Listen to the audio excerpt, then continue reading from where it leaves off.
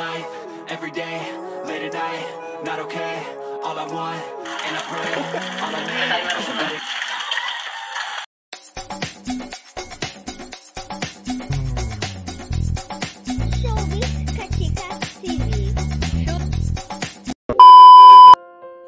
Kachika, usap-usapan nga ngayon sa social media ang nangyari kay Jelly Au na pambubugbog ng kanyang fiancé na si Jam Ignacio. Kung titingnan nga raw ay talagang mga perfect couple na nga ang dalawa dahil napakaganda nga ni Jelly Au at the same time ay maitsura rin naman si Jam Ignacio. Kaya naman maraming sa mga netizens ang napapasana all sa masayang relasyon ng dalawa.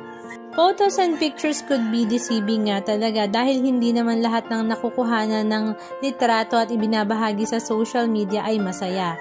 Ito nga ay nang malaman nga ng lahat na ganito palang klaseng tao si Jam Ignacio na kapag nagalit ay talaga namang nagdidilim ang paningin at sinasaktan kung sino man ang pag-abutan. At ito na nga, pinag-abutan nga niya ang kanyang girlfriend, fiancé na si Jelly Au na talaga namang bugbog sarado nga ang mukha, maga ang mga mata, maging ang kanyang ilong at talaga namang sabog na sabog ang kanyang labi. Kitang-kita nga kung ano nga ang kanyang pinagdaanan na takot at hirap sa loob ng sasakyan habang kasama nga ang kanyang fiancé na si Jam Ignacio. Ayon nga sa ibinahaging kwento ng kapatid ni Jelly Au, ay buti na nga lang daw at hindi nabasa ang RFID sa toll gate. Kaya naman ang kanyang kapatid ay nagkaroon ng pagkakataon na magsisigaw at humingi ng tulong sa mga tauhan sa NLEX para nga daw siya ay makalabas ng sasakyan. Dahil hindi nga daw siya makahingi ng tulong dahil kinuha nga daw ni Jam ang kanyang cellphone. Samantala, si Jam Ignacio naman daw ay nagtatakbo na ng masalaklolohan nga daw ng mga tauhan ng NLEX si Jelly Au. At talaga namang ito nga ay takot na takot at ang laki ng trauma nang iniwan nga sa kanya. Kaya naman desidido nga siyang ituloy, nakasuhan nga si Jam Ignacio sa kanyang ginawa. Matatandaan nga na si Jam Ignacio ay ang ex-boyfriend ni Ma'am si Carla Estrada. At noong mga nakaraang linggo nga ay nagkaroon sila ng paparinigan sa social media. Hindi naman na nga lumaki ang issue na ito dahil hindi na nga siya pinatulan ni Ma'am si Carla. Samantala dahil napakaingay at very trending nga ang pambubugbog ni Jam kay Jelly, kaya naman ang marites ng bayan na si Sian Gasa ay sumali na nga rin at nakisawsaw sa kwento na ito at ibinahagi kung ano nga ba ang tunay na pagkatao ni Jam Ignacio. Kung gaano karaming pera nga daw ang nahuthot ni Jam kay Ma'am si Carla, kung saan ito pa nga raw ang bumili ng big bike na BMW na ginagamit ngayon ni Jam Ignacio na nung nakaraan nga ay kina-car wash naman ni Jelly Au.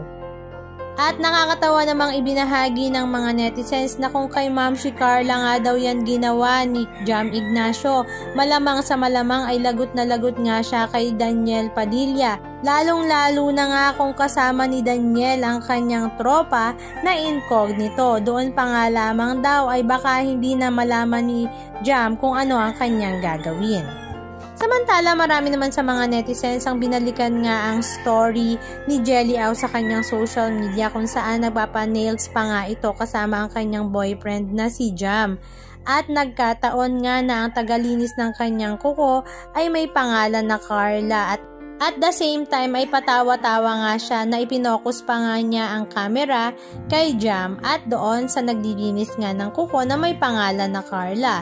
Marami tuloy ang nagtatanong, ito nga daw ba ay isa sa mga dahilan ng kanilang pinagtalunan?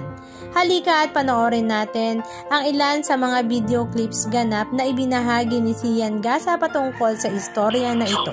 Sian, what we know about Mr. Ignacio, first siya ang ex-boyfriend ni Carla Estrada na ginamit siya at pinarangan ng malaki. Iniisip siya ito, binili maraming shoes, ginasusan ng matindi to a point na nariluha pa siya ito ng isang brand new BMW big bike na hanggang ngayon, kahit meron na siyang ibang jowa, ay nasa kanya pa rin dahil hindi niya sinulit ni Carla Estrada.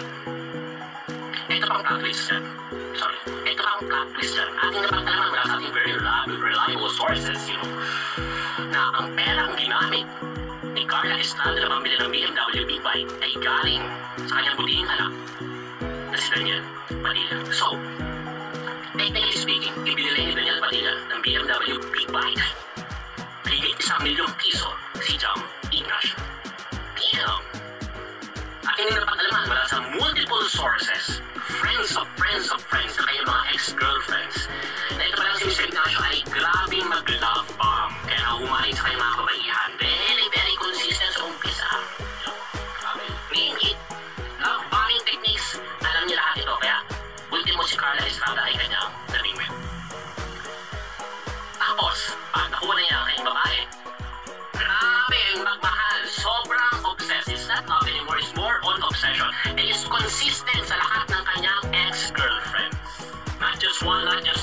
not just for more and more. At sobrang seloso, we found out from all our multiple sources na friends sa kanyang mga ex-girlfriends. Na grabe pala ito kaseloso to a point na ini-stalk sila kahit saan sila magpunta para i-check kung meron siyang lalaki, kung merong lalaki yung kanyang jowa. Nakakatakot. Talagang literal na stalker. Na magugulat ka na lang biglang sumusulpot. All of them, ganun daw ang mga eksena. Siyempre, alam niya, pag nag-iwalay na, yung mga babae, nag-open up na sila sa kanilang mga kaibigan na pinagkakaan nilang matinggan dito kay Jam Ignacio. So, nagsika dito, nagsika lang sa marating sa inyong lingkod na instrumento ng Panginoon, pagmansang marating sa Pilipinas, si Yangas.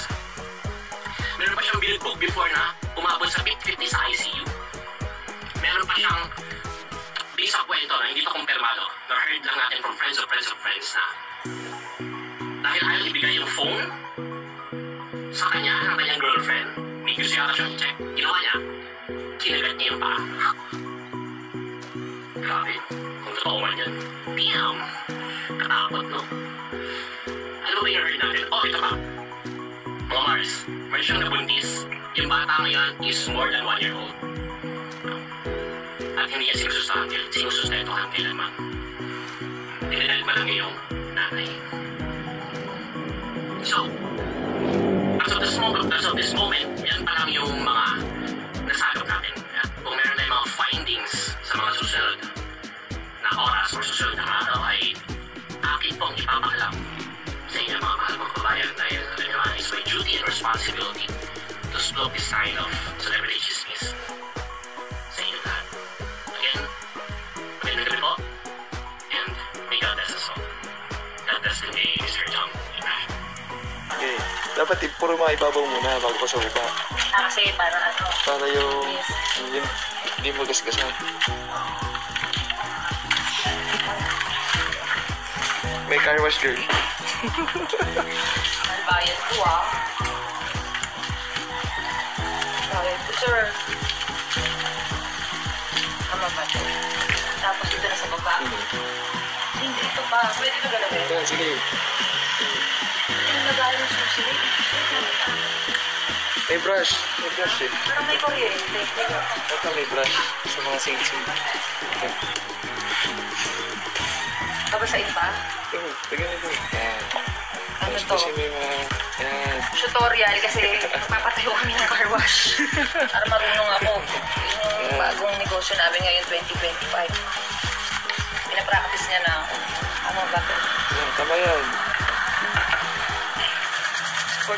Anong masasabi niyo mga kachika? Just comment down below. And please don't forget to subscribe. Thank you!